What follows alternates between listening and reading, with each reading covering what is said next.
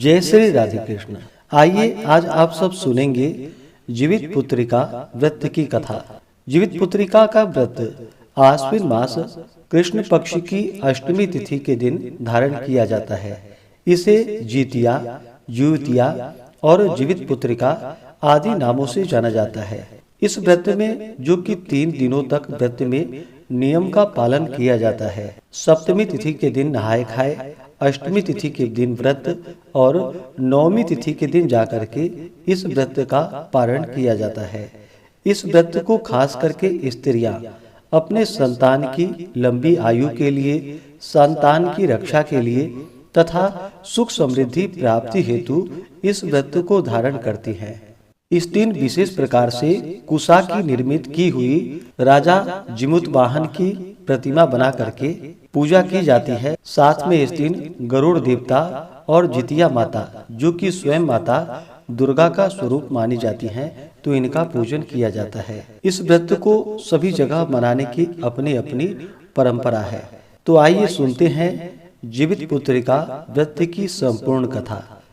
तो बोलिए प्रेम से जितिया माता की जय, गरुड़ देवता की जय, माता दुर्गा की जय, राजा जिमुतवाहन की जय, सर्वदेवी देवता की जय। बहुत समय पहले की बात है। एक बार नैमिषारण्य के निवासी ऋषियों ने संसार के कल्याणार्थ श्री सूत जी से पूछा कि हे सूत, कराल कली काल में लोगों के बालक किस तरह दीर्घ आयु होंगे, सो कहिए।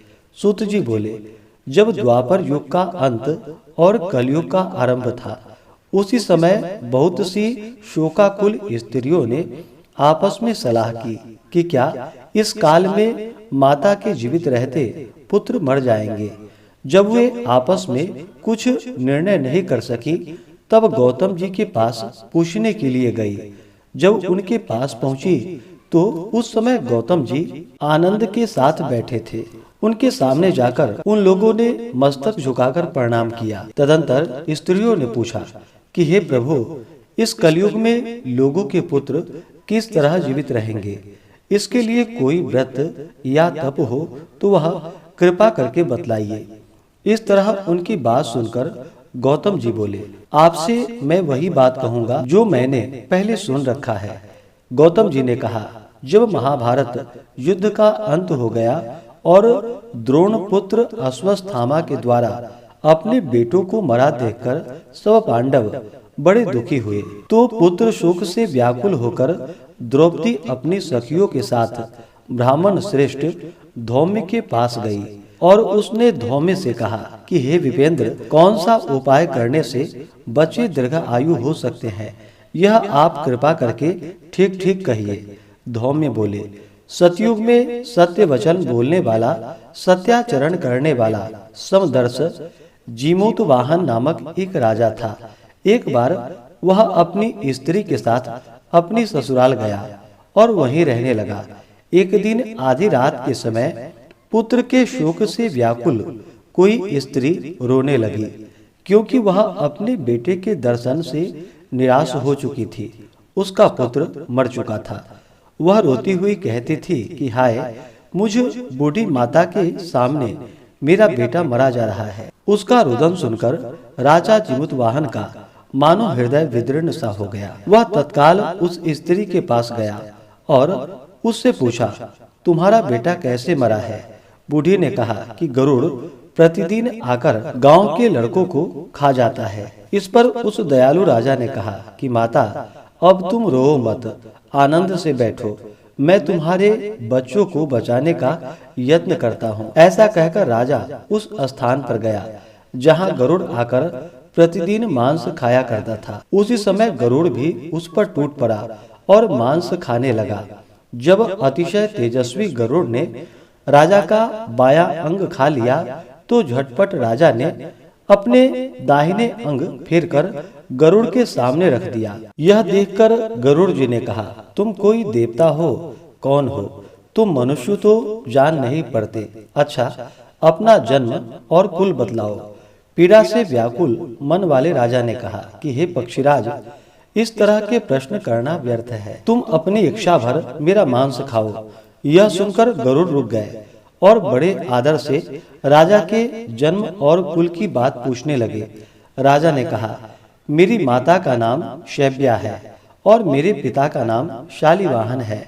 सूर्यवंश में मेरा जन्म हुआ है और जीमूतवाहन मेरा नाम है। राजा की दयालुता देखकर गरुड़ ने कहा कि हे महाभाग, तुम्हारे मन में जो भी अभिलाषा हो वह वर मांगो।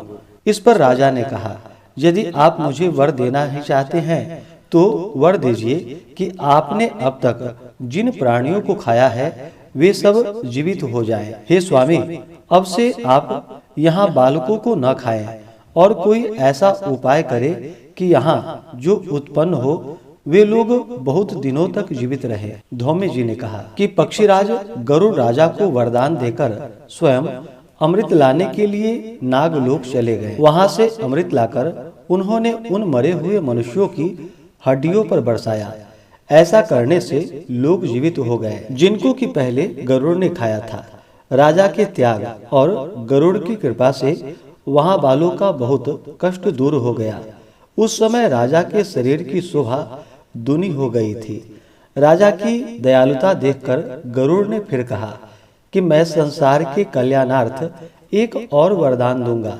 आज आश्विन कृष्ण सप्तमी से रहित शुभ अष्टमी तिथि है। आज ही तुमने यहाँ की प्रजा को जीवन दान दिया है।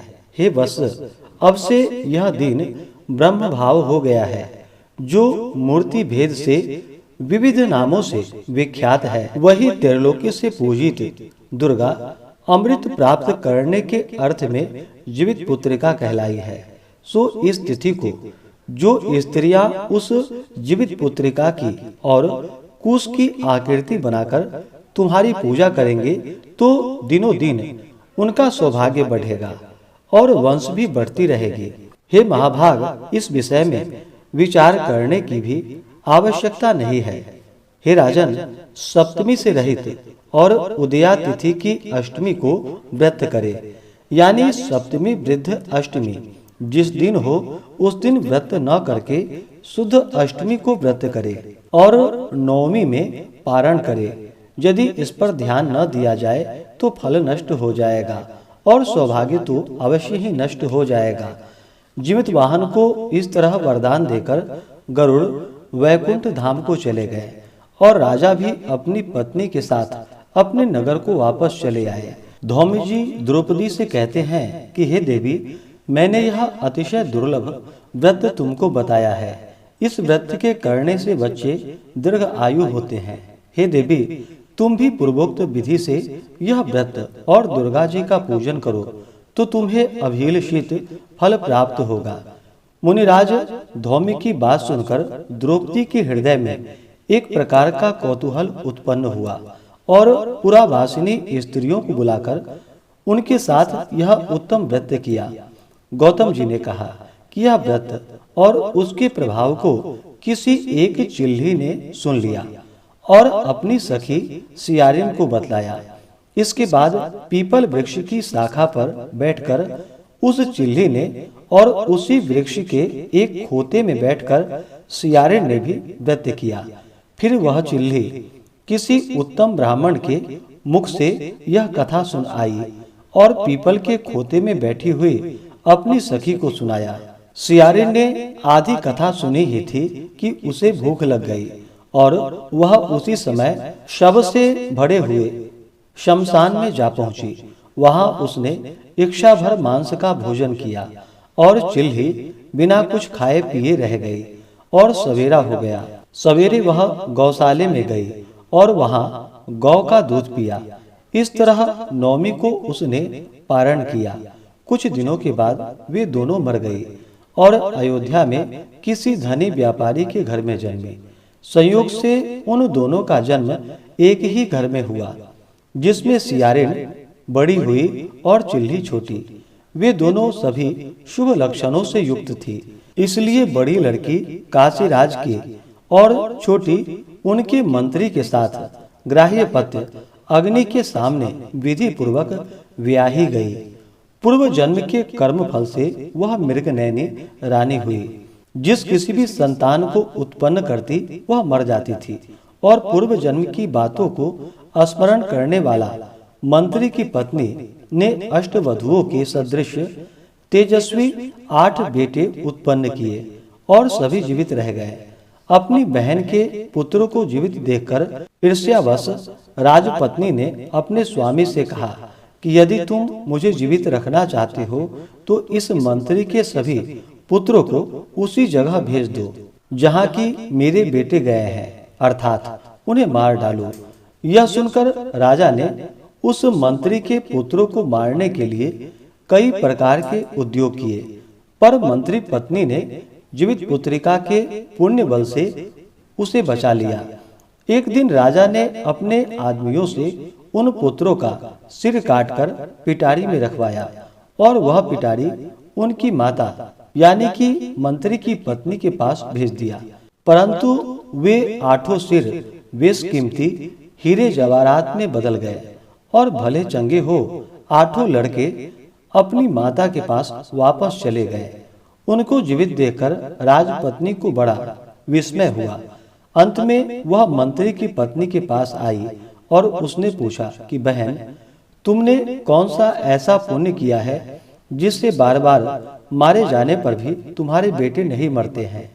इस पर मंत्री की पत्नी ने कहा कि पूर्व जन्म में मैं चिल्ली थी और तुम सियारिन। हमने और तुमने साथ साथ जीवित पुत्रिका का व्रत किया था। तुमने व्रत के नियमों का भली भांति पालन नहीं किया था और मैंने किया था। इस दोष से हे बहन, तुम्हारे बेटे नहीं जीते हैं।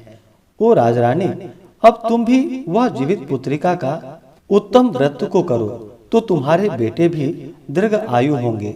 मैं तुमसे सच सच कह रही हूँ।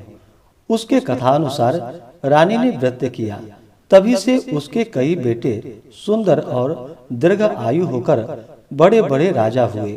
सूत जी कहते हैं कि सब प्रकार का आनंद देने वाला मैंने यह दिव्य व्रत बतलाया है। स्त्रियां चिरंजीवी संतान चाहती हो तो वे विधि पूर्वक यह व्रत अवश्य करे।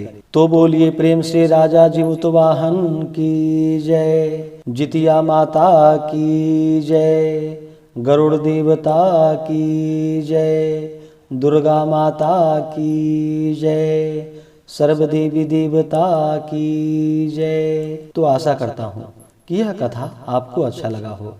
इसी प्रकार से ज्ञानवर्धक जानकारियाँ प्राप्त करते रहने के लिए, व्रत पूजा के बारे में जानने के लिए, कथा को सुनने के लिए चैनल पे अगर आप पहली बार आए हैं तो चैनल को लाल बटन दबा करके सब्सक्राइब करें, साथ में बेल आइकन घंटी को दबाएं ताकि आने वाली वीडियो का नोटिफिकेशन आपको समय से मिलता रहे।